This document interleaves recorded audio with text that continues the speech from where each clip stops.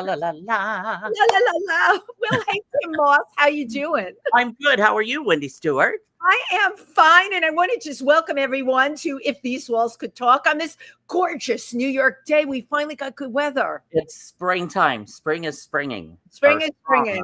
However you say that. Well, yeah, because we sprung ahead, right? We did daylight savings That's time. right. We're on new time. Yep, that's how I remember spring. And because it's spring in New York, there has been so much happening here, which this is why we live here, right? We live for these wonderful events that have been going on in New York. We're coming to you live from Pangea, where some of New York's most wonderful events happen. And we recently had here Joe Preston's book signing for Jackie Curtis, Superstar Undressed. You can get the book on Amazon. It was just a great night. We had a Q&A, which I did. The audience has very intelligent questions. And you know what? People like Jackie Curtis, besides being a superstar for Andy Warhol, these are geniuses in history. And we've got to pay homage to them. We've got to, keep their name out there, right? Tell their stories, definitely. Right. That's what it's about. And right now, during a time where a lot of history is being erased or reimagined, I'd like to get as much factual history out there as we can. And it's so brilliant that you said history's being reimagined. That I have not heard anyone say that. Everyone says erased, but you're right. The storytelling is being changed, and what happened is not being told in a truthful manner. And yeah, exactly. We also here at Pangea had a wonderful art show with Chris Tanner. He's an assemblage artist. I call him that. But anyway, his paintings are all encrusted with precious stones and jewels. And his particular gorgeous, right, exhibit was the farm animals, various animals he met or imagined, which during the pandemic, he went to visit his mother. This is a man that was creating art all the time in New York. Now he's out on the coast collecting driftwood and meeting animals. What does an artist do? Well, fast forward to now, comes up with an amazing show that'll absolutely knock your socks off. So it's running here at Pangea. Gorgeous, right, Tim? Yes, absolutely. Yeah, so I've just kind of been bebopping around. I even had to get my phone out because I couldn't remember everything I did this last week.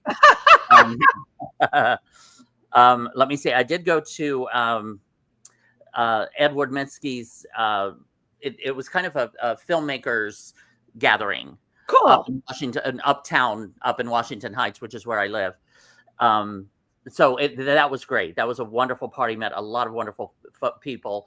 I had a Kit Blessing night. My buddy Kit Blessing came over and we discussed Salvation, which is a play that he wrote. This amazing play that I'm going to be starring in the fall. Exciting. So we went through over edits and all of that with that, which was great. Helene Galen, it was her birthday, so I stopped there on Sunday on my way down to the Village, where I hosted bingo, it was so much fun, and I also performed. I sang a few songs, and but it was a fundraiser for my friend Francine Mancini. It was her musical that is going up this weekend at St. John's Church on Christopher Street. Wow. So that was a great time. That was a wonderful time. So those are just a couple of the things there was more, but I can't remember all. Right, and Helene is also a great casting director. She wanted me to tell you hello. Yes. Oh, and hello to her. And she's just, we meet all kinds of casting directors and agents, but she's definitely one of my faves. She's just a really cool person.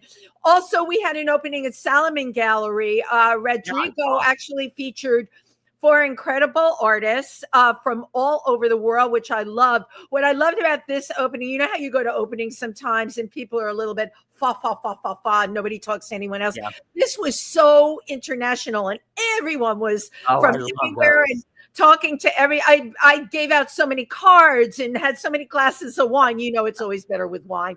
And it was a wonderful opening. And that show, of course, I'll be running the next 2 months there. It's called L's. So yeah, we are on a culture train here in New York today. Yes.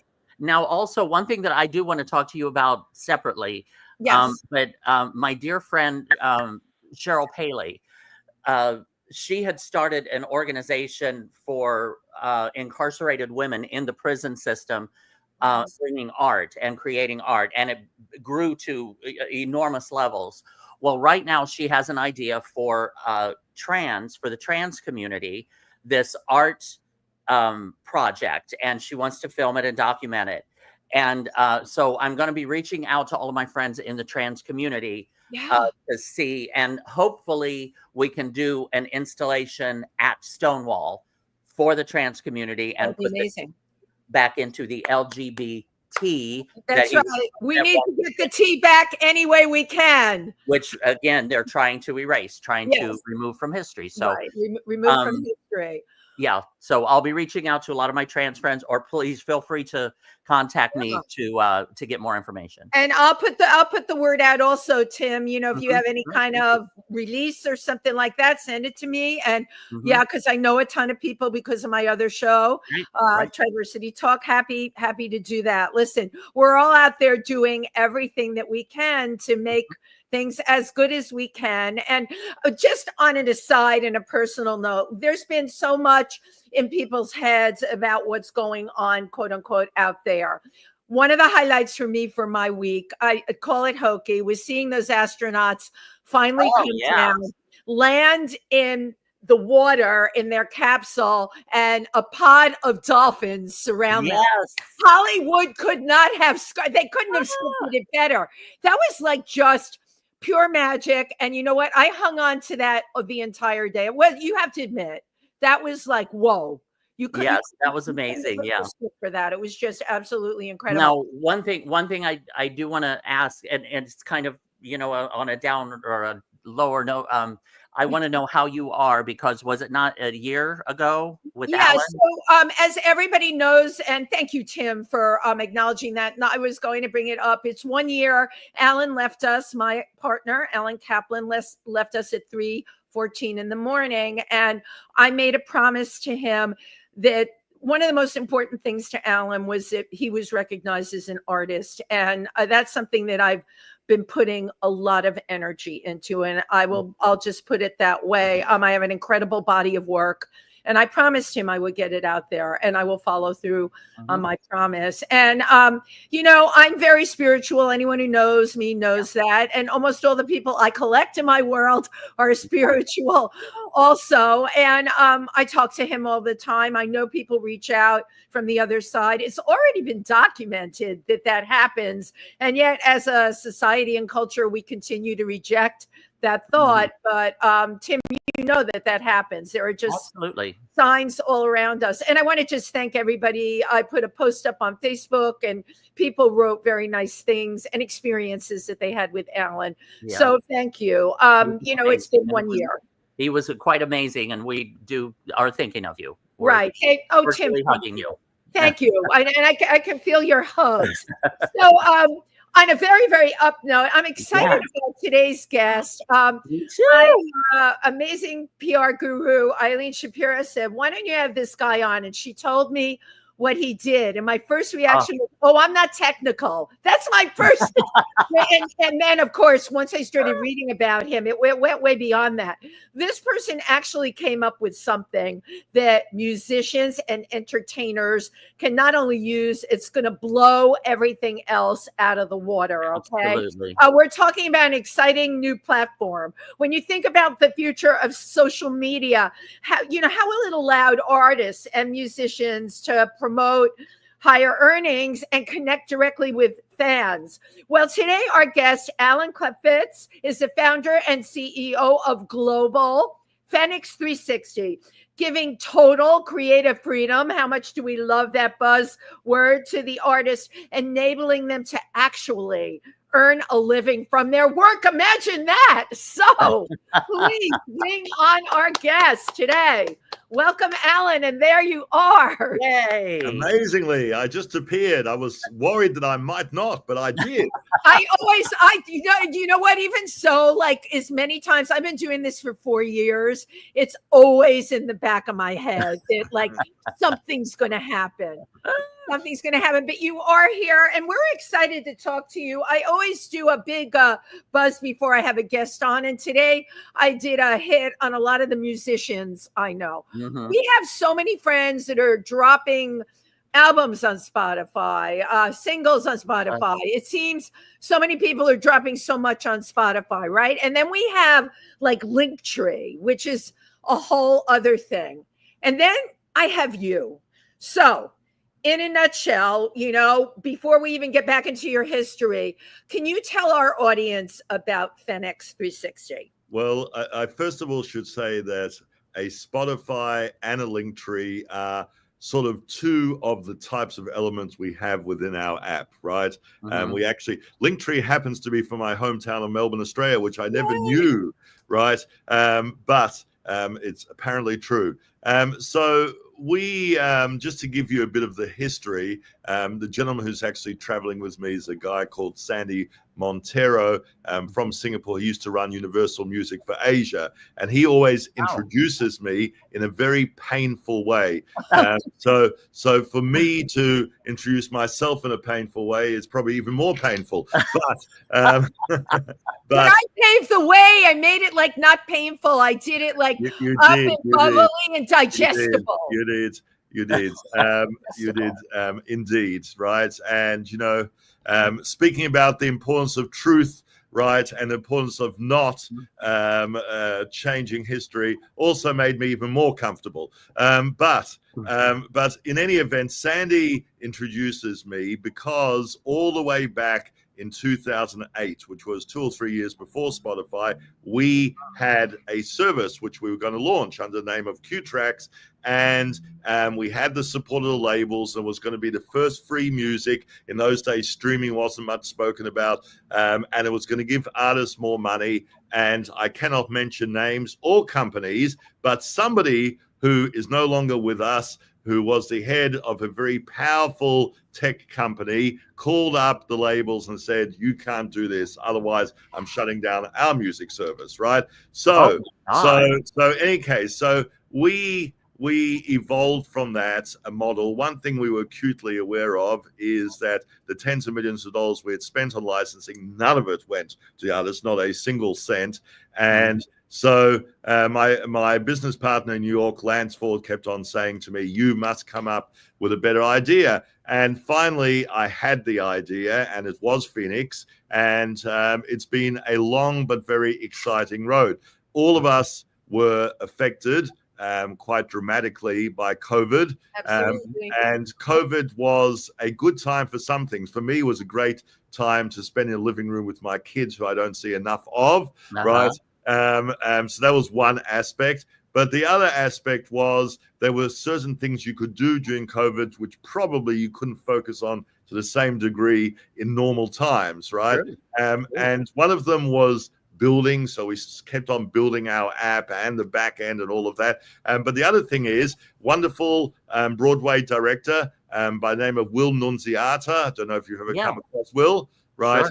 Yep, used to be a singer, now a Broadway director. Yep. He decided we could be life-changing to the arts. And the truth is, I was enormously ignorant about everything outside the music industry, but he told me some of the Broadway statistics of how much, you know, a person who's a star of a Broadway show or one of 8 main actors earns, and it's pretty dismal. Mm-hmm. So he decided, together with a wonderful other lady called Ashley Janner, right, who is a musician, and I have to say, with great thrills, I attended the debut of Ashley's musical at the Palladium Theatre in London 3 weeks ago, directed by Will, and they both met each other, right, working with us.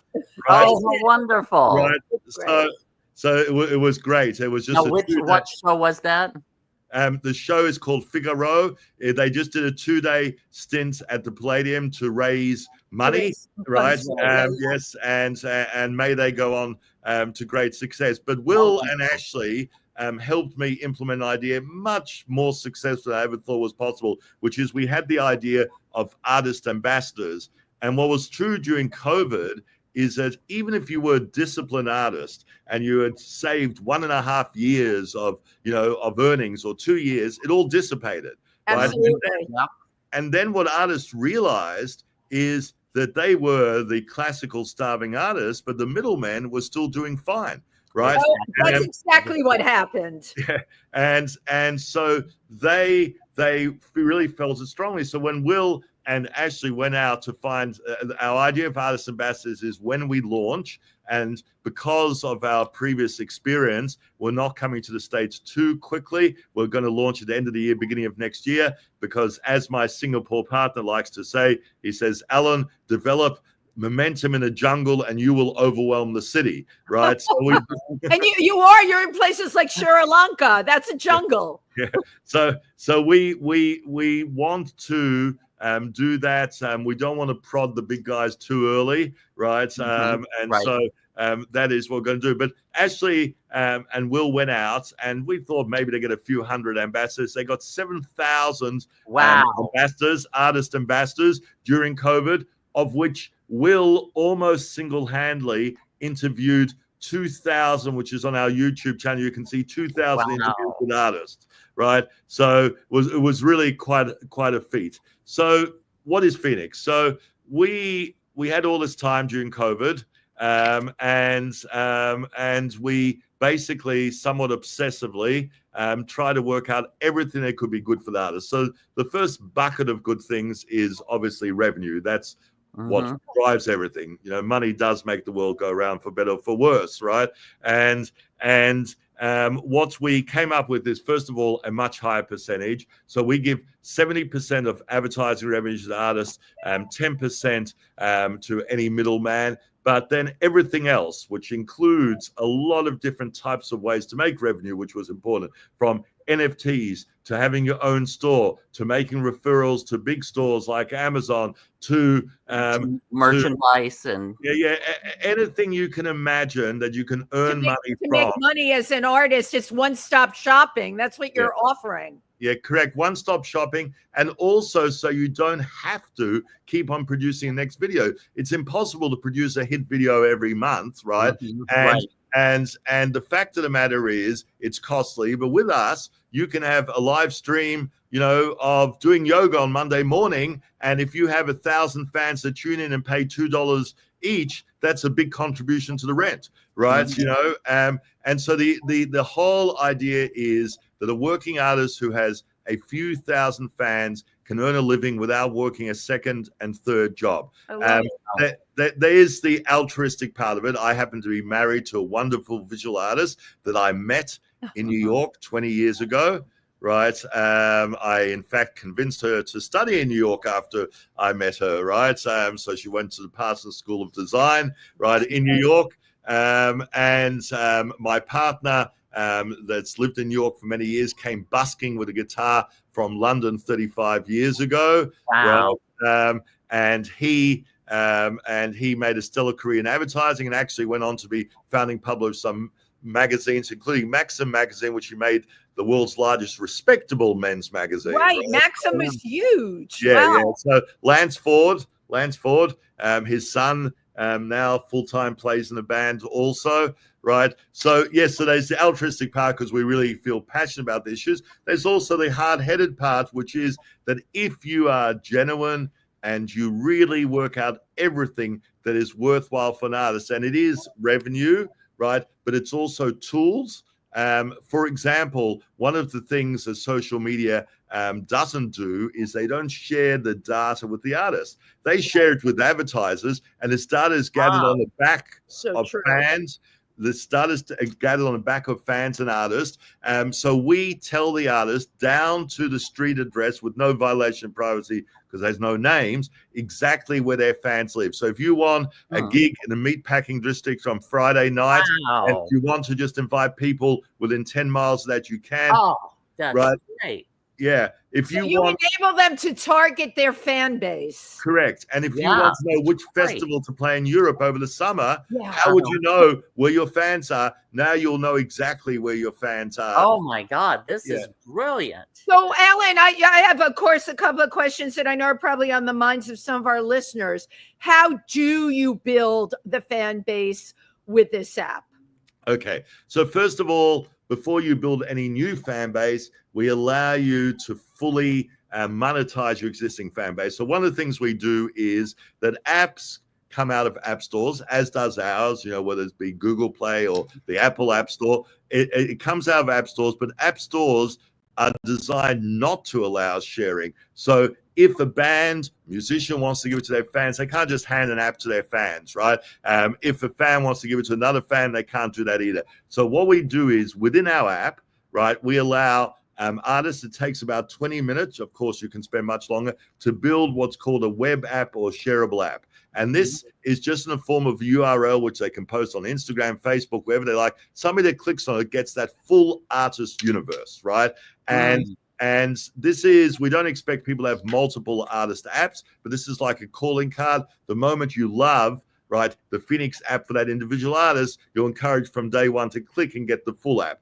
But anybody that comes via that route of the artist, right, belongs to that artist for the life of them on the platform, so that advertising that accrues, right, to the platform gets divided according to the number of fans that artist has brought in, and they don't have to produce the next greatest video or do anything, right? This is passive income. By all the other means, they can also earn extra passive income, right?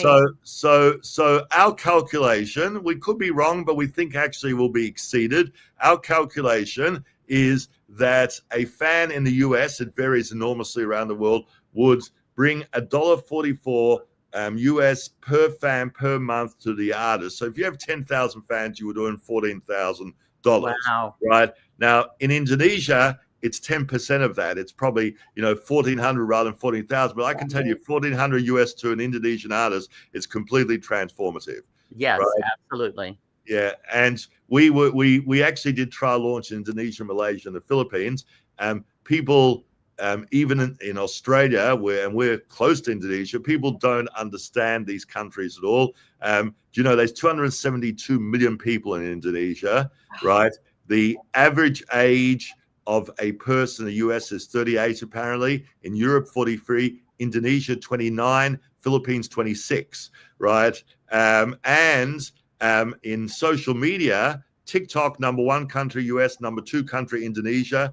Facebook, number 1 country, India, number 2 country, US, number 3 country, Indonesia. So we did it. And I'm thrilled. We have a wonderful colleague in New York, John Velasco. Oh, we know John, of course. Yes. Right. So John noticed in Indonesia, from Indonesia, he noticed they were doing some show in the US, and he noticed a band called VOB, Voice of Bass Prot. And this was 20-year-old girls, about 4'11", right? 20 at the time they were 19-year-old girls who, in hijabs, full headgear, were playing heavy metal music. So I totally love this. This is great. So John said, these guys are interesting. So Sandy, who has a record label in Indonesia, found them. We put them on, right, in our launch. We headlined them at our launch in Indonesia. And since then, just the last year, they've gone on to headline in Glastonbury. They've been featured on CNN, you name it, right? So it was amazing. So this was just an incidental success, right, that we had. So it was quite amazing. Quite amazing. So really incredible. Wow. There's so much to unpack here. So let me ask you something, Allan. Like when you talk about the fan base, is that comparable to the fan base one builds on TikTok or Instagram? Is that? No, so I became aware of TikTok. I used to go to China a lot. In fact, we have some very interesting partners, but after COVID was during COVID, I should say, was so difficult, right? A very funny story about that. Not that there's a lot that's funny with COVID, but the funny story was that after COVID, my chief operating officer young guy, Thomas, who happens to live in Slovakia, but that's a whole other story, right? We went together from Istanbul to China. And it just happened that our routing was via Wuhan, right? You know, the source of COVID, right? Oh, yeah, the belly of the beast, the lab in Wuhan. Right. So we arrive in Wuhan, and I've got this thing called an APEC card, which got me through. But Thomas needed a one-day visa on our way to Shanghai. And the visa people pulled him aside and said, listen, would you mind doing an ad? Right, because there's not a lot of Westerners coming to Wuhan anymore, right? You know, can we show, how easy it is to get a one-day visa? So he got some video to visit beautiful Wuhan. You can go to a wet market, and you can also put it on TikTok. So yeah, that was interesting. Oh my God! Yeah, but back to so TikTok. Right, when I saw it, it's called Douyin in China. When I saw it in China, right, it's obviously revolutionized. It was the only new social media that really ate into the markets of the old social media. So to that extent, it was revolutionary. People love flicking through videos, etc. Right. What was wrong with it, and what remains a problem, quite apart from legal problems to this day, is its engagement falls year to year, right? It can fall 30% in a year. And the reason is, once you've watched the videos, what else do you do? So with us, we have the same type of video feed. And we happen to do, in addition to video feed, we do a photo feed, because if you're a visual artist or a model or an actor, you might not want to do a video. You might want to have a still photo. So we have two types of feeds. But in both feeds, every single. Now this is on your social media portion. This is on. We'll have to work out technically how to show you one day, right? Right, the app. But in any event, what we do is, on every video there is not only existing social media, so there's buttons for Instagram, whatever the artist wants to put, but there is a visit app button, and that is the app the artist has created within our app. And so suddenly you go from liking us on video to having their whole universe, their bio, their interviews, all of their videos, their shop, right? The ability to communicate with them. So it's much more engagement with the artist, and the artist can also, monetize, hopefully to some extent, that relationship, right? So every video has a button which takes you to the artist's universe. To their own. Of course, I'm loaded with questions. How does this differ from? We've had a lot of musicians on the show, many that you know of. How does it differ from their website? It seems to me like it's got way greater reach. You tell me. Yeah. So first of all, I should say, when you build the app in this 20 minutes or however long you take, right? I mean, obviously we had one New York artist who uploaded 4,000 photos to her thing. So that'll take you a lot more than 20 minutes, I'm sure of it, right? It was very funny because I always use this. She's I think she's now moved from New York, but she was an actress in New York, a model and a singer by name of Jerry Lee. So in any case, so I was doing a presentation the other day to some finance person. He said, "Oh, Jerry's my friend." So I always used. So in any event, the idea is that you can really put much more, lots of, because at the moment people say, if you like my YouTube video, go to Patreon, and you can. That's exactly right. Right. So it's all in one place, right? It's all in one place, but also, there's a lot of ways that an artist can monetize within this one place, right? Some of them have not existed at all, right? Some of them have not existed together, right? So we're not finished. If, every time something comes up that is going to be useful for the artist, we'll just keep on adding it, right? And we think that we can make a very good place for artists to be. Wow. I'm much away with this. It's brilliant concept. I'm curious, can you sell concert tickets through this app too? That's a very good thing. So necessity is the mother of invention. So when we did this Indonesian, Malaysian, Philippine launch, we said, how are we going to admit people? Because we had a room with about 2,000 people, and we said, let's work out a way to generate QR codes. So even the person that plays in a cafe or something, so if you play a small gig, you don't know how many people are going to show up, and it would be nice to know, right? So we worked out a ticketing system for small gigs that you can actually sell the 150 seats in the cafe or something ahead of time, right? So, yeah, so we have that. Wow. This is big news. Yes. So, how would you, you mentioned you have these basically brand ambassadors. Mm-hmm. Do they bring you the talent? How does the ambassador for this app work? Yeah, look, the ambassador, we will, when we launch in the States, most of them happen to be States-based. So we will try to activate, artists are often distracted by their art, and that's understood. Ain't that the truth? And they, so we understand that they're not going to put huge amounts of time into anything, but we do think when it actually earns money, they'll pay attention, a lot of attention. Right. So although we have all these sophisticated marketing campaigns, my view has always been that when you can honestly and accurately stand up and say, we have 200 artists from all different genres, and they all earn double, triple, whatever it is, right, on Phoenix, at that point, you'll get 1 million artists who are finding you because they can't afford to ignore paying the rent and all the other. Right, it's show me the money, right? At the end of the day, you got to show me the money. And it sounds like you are the only game in town really working on this, although one never knows what's going on behind closed doors. Mm-hmm. Yeah. But you plan on launching in the United States, you said 2026? Yeah. At the end of 2025, early 2026. Early 2026. Yeah, I will be signing up. Tim and I were already talking about.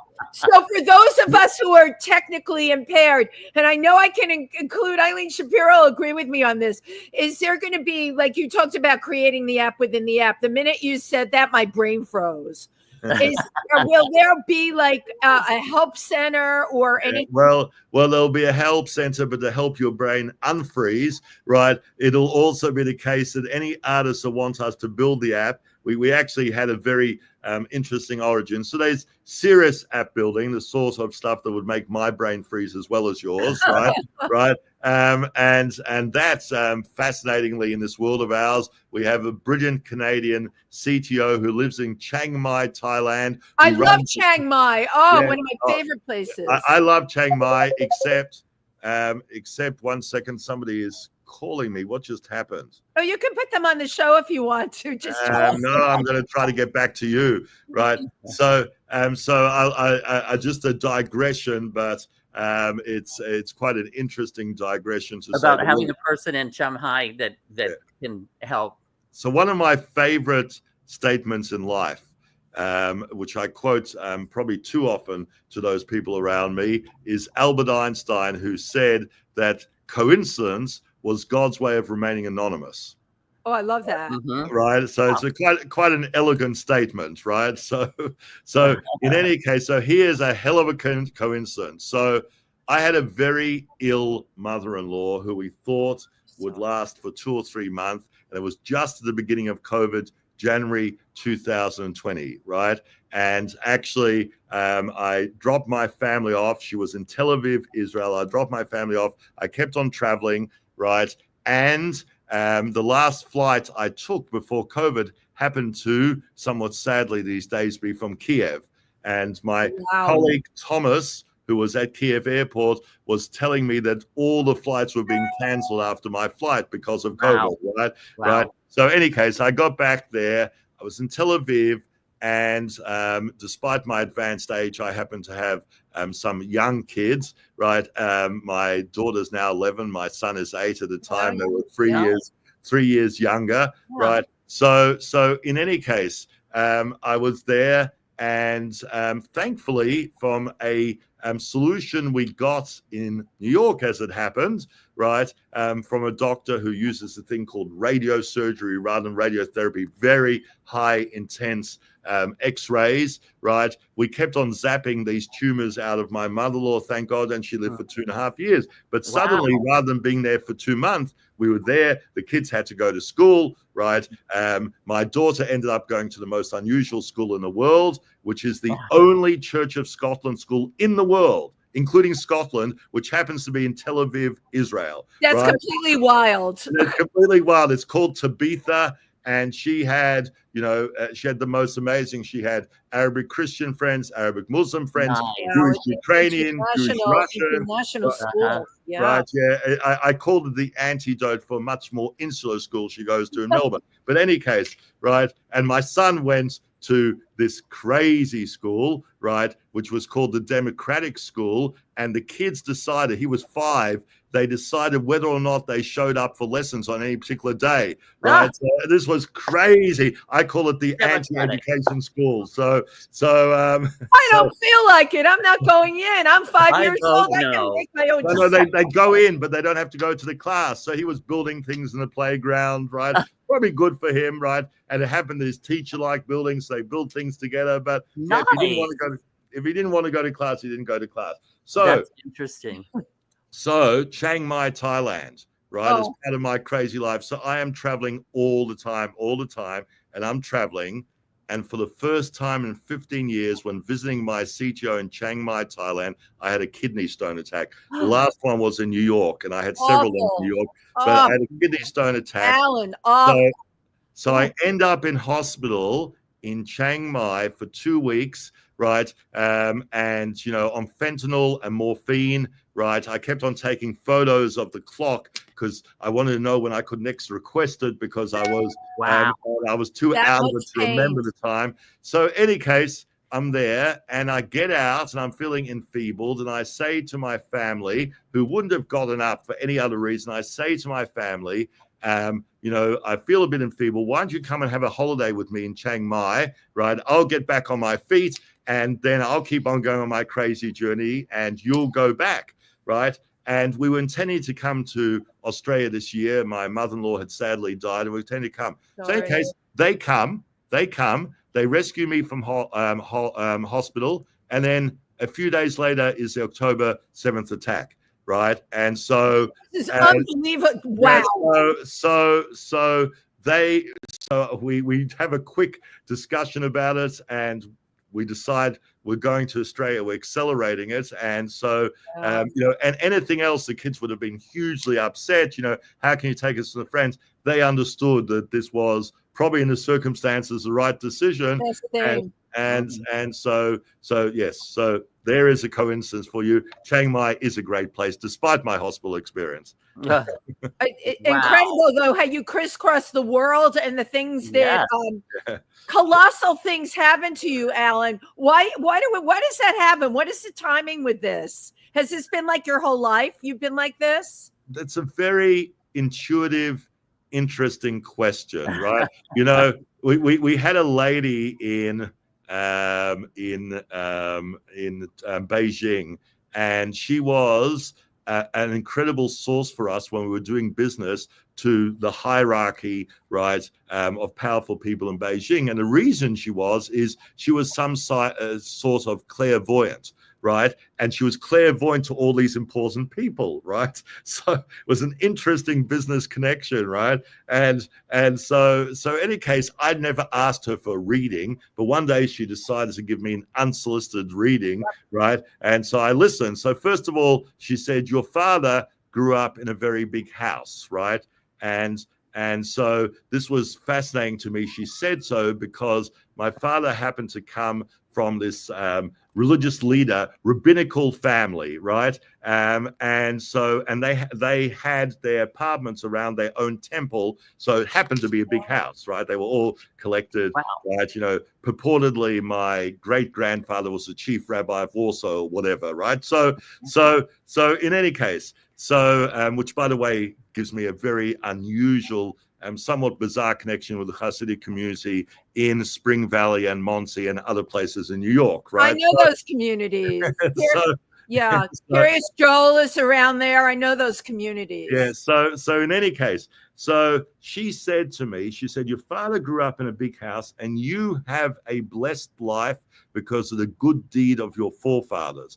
And that's all she said. Wow. And I thought, that's a really, I thought, well, probably you should have a blessed life because of your own good deeds, but it's an interesting concept in any case, right? So that's what she said. Good deeds can be inherited. That's nice to know. Really? So can family curses, Tim. It doesn't you always have to work with what you were on the right side of things, Allan. Okay, I don't know.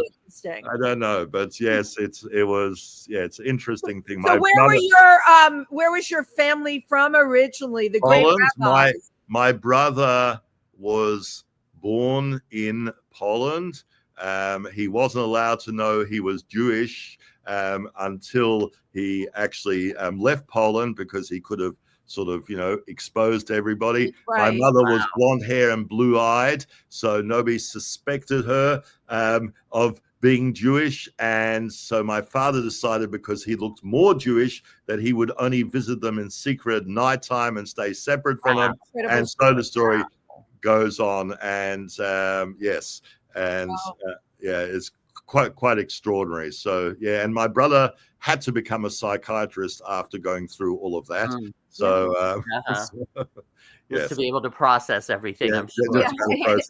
And to help everybody else in the family. So when did you discover your ability for tech? Were you, it was interesting. Were you playing Pong one day and said, I can run with this?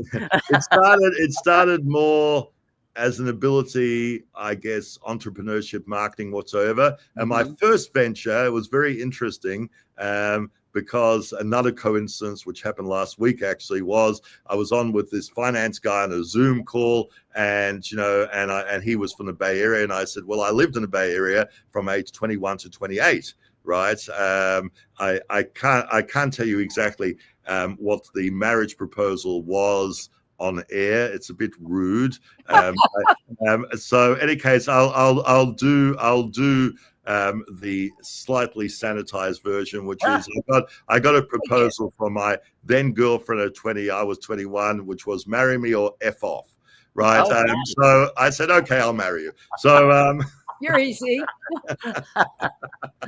So at age 21, her 20, or maybe it was within a year of that. In any case, we opened a restaurant in Telegraph Avenue in Berkeley, the main drag in Berkeley, right? And I operated for 7 years, and it turned out just to be a wonderful success, a wonderful success at the time. So that was my first entrepreneurship, right? And then I went back for a short while to be involved in a family business, which happened to be manufacturing sewing threads, which wasn't really for me. I also, in between, studied 2 years of medicine, because every good Jewish boy is forced by their parents. You're going to be a doctor. Allan, right, I have to, but I hated it, and I dropped out, and but any case, that was for 2 years. And then I started a series of things. We started some websites called LTD Network, and then we did one of the first peer-to-peer music services,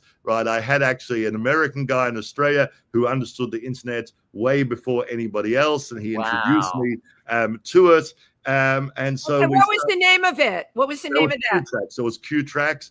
And we started out as peer-to-peer. We got 2.5 million users quickly. Wow. And then the legal cloud started gathering, and people said, it might be illegal. So then we went through the licensing process, and, and met a lot of good people. So it's been a sort of gradual thing. But, in those days, even one of the prejudices in tech, you might have encountered it. I'm not suggesting by any means you're as old as me, but one of these, one of the prejudices in tech, particularly if it's cutting edge tech like blockchain, is if you're an old guy, they just assume, you can't possibly know about that, right? Right. And they, of course, are wrong. Those people, right? I once did a presentation in Beijing for a bunch of people where the fund had come back to me and said, we really love this project and we love you and the management, but you're so old. How can we invest?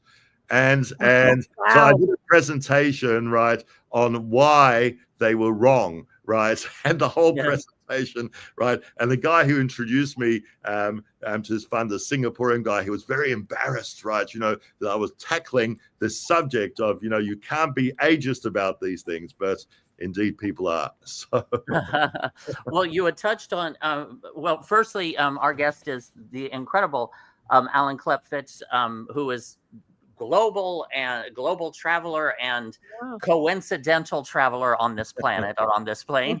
I like that. So now you are the founder and the global CEO of Phoenix 360. Yes. Now, and this is also on blockchain. Can you just touch on blockchain? I have a rough idea of what it is, but it is very safe, secured, and blocked. Yeah, sure. Well, the crypto world, right, has gone sort of a bit off the tracks. It's all these speculative coins that don't have any rhyme or reason other than investor sentiment as to whether they go up or down. The original vision was a utility token, a token that ran an ecosystem, right? And there are a couple of aspects of why that is really important. First of all, it makes the system much easier. So, for example, within our system, right, an artist doesn't have to accept debit cards or credit cards. They simply get this coin transferred from one person's wallet to another. It has originally been bought with a debit or credit card, but after that, it just transfers easily. They can cash out immediately. They can accumulate it if they think. It's crypto. It's crypto. Right? It's crypto, right? So that is the first thing. One of the things that is not understood hardly at all about crypto was that if you want to have an altruistic platform, right, and it has a conventional economic model, right, then your investors are going to say, well, wait a second, our company is valued by some multiple of earnings. You're giving away all the earnings. We're not a charity. What are you doing, right? So one of the things that occurred to me, and this was sort of the light bulb after my partner Lance kept on telling me, find an idea that we can actually do something for the artists. This was the problem, was that the artist's interest would log ahead to the investor's interest. And I realized with crypto, they are aligned, because if you have more artists and you have more fans, then that coin becomes more scarce in the ecosystem, and the coin value goes up. So the more you are attractive to the artist, the better it is for the artist, but better it is for the investors, right? And this is actually aligns us.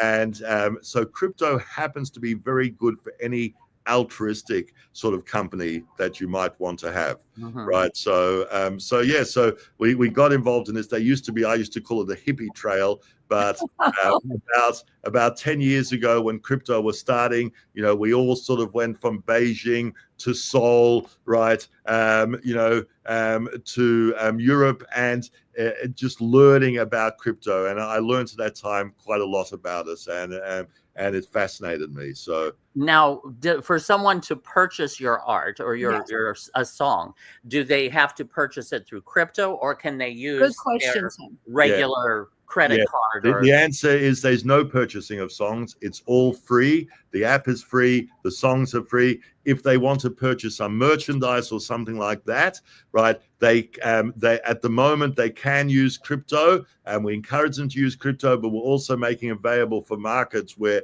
it might be difficult. For example, for the China market, you're not allowed to have any crypto at all at the moment. So we're using a point system, and we're using conventional ways of purchasing, right? So it will vary according to the markets, right? But I met a wonderful guy who it might surprise people that he's wonderful, a guy called J. Christopher Giancarlo, right? And so we had a guy working with us, Doug Evans, and he went on to be the CEO of the Palm Beach Chamber of Commerce, and they have a breakfast every month.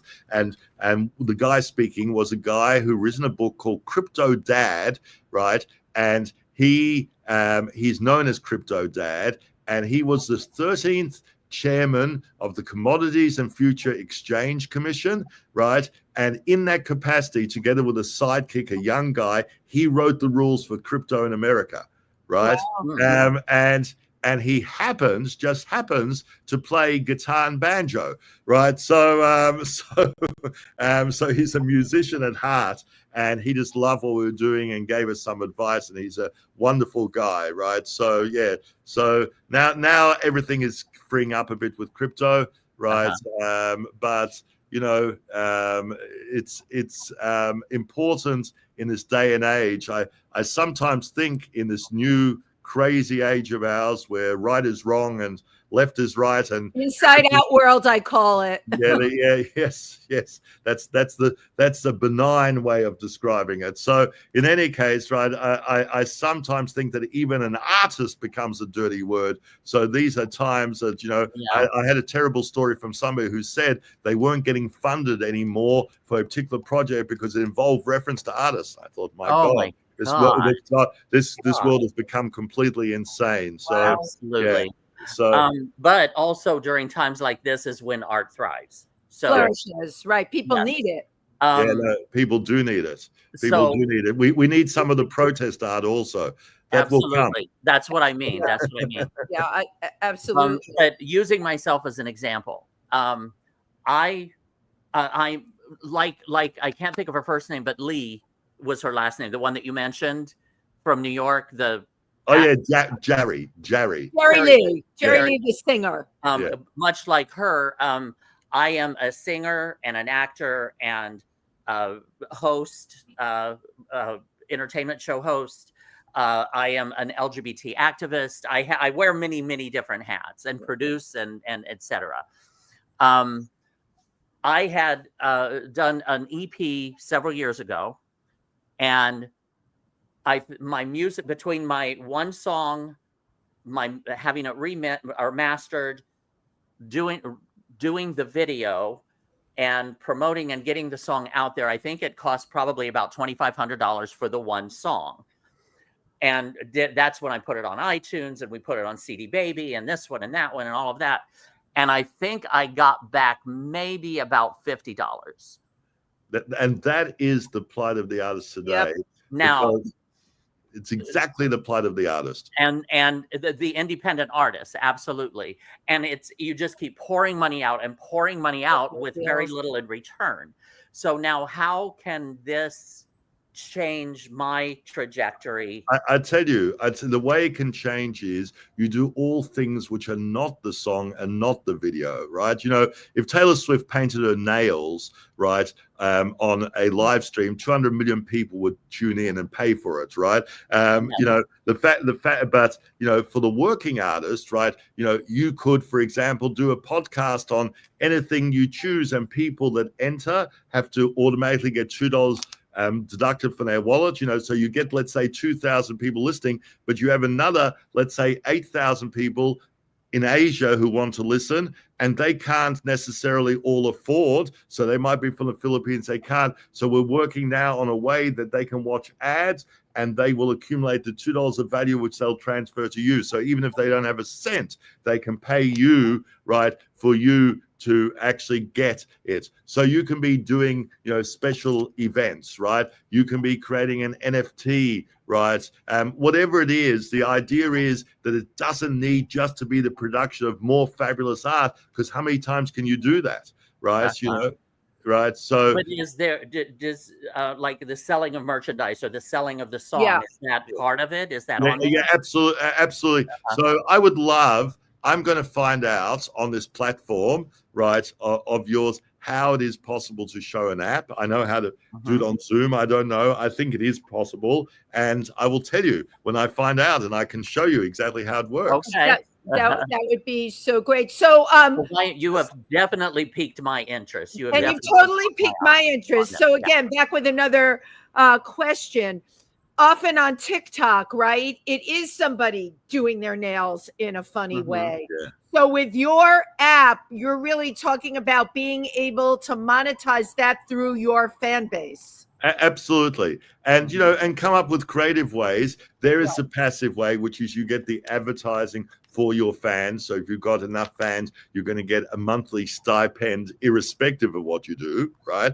And then above and beyond that, they're the active ways of coming up with creative ideas to engage the fans. And it doesn't have to be to produce the next song, right? And certainly not the next video. Right. And see, the social media platforms don't care. You're just fodder.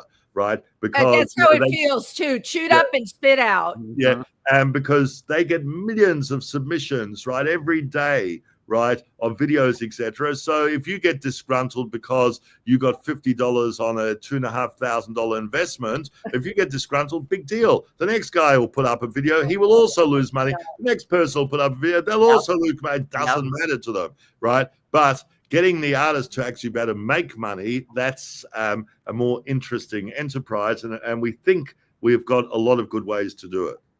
I'm loving this. Now, our dear friend Joe Preston just asked, he sent a question that says, how does crypto work with taxes? Well, probably you need a tax lawyer, which is not me. Crypto income is considered. Yeah. Look, income, no matter what country you're in. Good question, Joe. Yeah, it's a great question. If you'll indulge me, I will find out and come back with an answer. Mr. Giancarlo will probably know. So I just this is just so fascinating. I have to tell you, and I'm very hot to trot on this. So you'll be hearing from me. I know you'll be hearing from Tim. How do you build your fan base? It's like that was a question I didn't answer, and you're right to come back to it. Right, we got digressed. Right, so you build your fan base, right, by very simply putting out your whole career, your whole life, your whole existence, right, in a URL on any existing social media. And anybody who clicks on it suddenly becomes part of your world. The world, right? Your world. So it's not just they're watching some, reel on Instagram or whatever. They suddenly have everything about you. They have an ability to communicate with you. They have ability to share the app with their friends. We even have ways that we will do promotion from time to time that if you share somebody's app, right? So, Wendy has an app. You share Wendy's app with 10 people, we'll give you 5 coins for each of the people you share it with and stuff like that. So we'll actually promote ways for you to share the app. But as soon as people get in that universe, there's the highest chance that they will stay because there will be so many different things for them to do there, right? And that's the idea. It's absolutely amazing. I mean, my God, the sky's the limit here, Allan. Love that you're doing this. And again, I sent this out to a lot of my music friends because I can't explain it, but I said to them, but we'll find out. Yeah. So it's on you. Now, how do you plan on when you're doing the launch here in the United States? What's your plan for letting people know about it, to market it? We're gonna do lots of things. We're doing sort of the low level thing now of doing doing monthly showcases of talent. So we're going to do, I think we're doing, which month is Gay Pride Month? Is that June? So June, we're doing an LGBTQ version, right? July, we're doing, there's a wonderful place, right, which is the African Center, where the ex-ambassador for Kenya, has been is heading it up, and there is no African center in the world, but so we are assisting a little bit with that. We're going to have an African month and bring in African artists, right, for that. We're going to have a benefit also 1 month for our friends at Creative Visions, the story I told you about, and so. Yeah, so one way we're just going to promote it sort of very low level, right? And then when we start heading towards here, we will get high profile artists. We've got some in mind. Yeah. We don't want to get artists where we just have to pay them for their endorsement. We're artists who are passionate. One of the things we have is an artist trust. It's a IRS registered Florida trust as it happens. Nice. And And what we're going to do, because our view is it's not only giving the artists a high percentage of revenue, but if we have a windfall, because we're going for listing at the end of the year, beginning of next year, if we have a windfall, we want the artists to have equity, and we want other people donating to the Artist Trust for the benefit of the artist community. Nice. So we'll get some high-profile people to sit on that trust board, etc., which will probably give it some profile also. So. And will you advertise Phoenix 360 on, so you know how we get our pop-ups on social media? Like I get colored contact lenses because I order them all the time. So will there be like a pop-up, you know, with a tagline, hey, want to make more revenue from Absolutely. If you go with the analytics, Yeah. like if you go to Instagram, Phoenix 360 on Instagram now, you'll see this genius of a lady who just wrote her first musical, Ashley Janner, is putting up amazing videos, amazing works.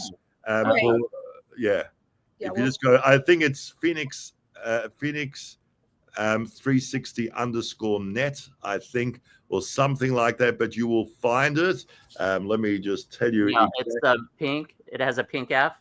Yes, that's it. That's it. So if you look there, have a look at a lot of the postings. You'll see amazing posting there. It's all Ashley. Wow.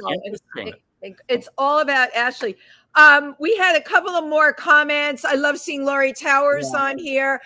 Besides being a PR person, she's majorly hooked into so many musicians. She says, it's us against them now, sadly. We need to march together and forward. Yep, that absolutely in every sense. Right? In every sense. Laurie, I hit up all of your musical women today. I want you to know, to let them know about this show, and they can, of course, access it later. And, of course, our design friend, Sue's Vote Generex is on. You know, could this work for a designer also? They could, right? Designer, sporting star, author, right? You know, whatever it may be, but yes, it is time.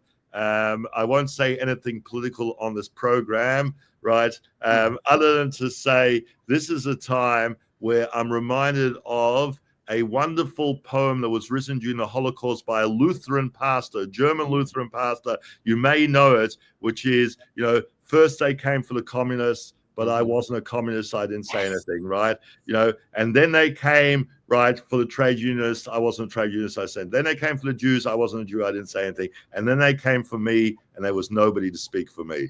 Right? We know this. Tim knows this poem too, right? Yes, and that's I think true of these times. One needs to speak. Yeah, one needs to speak.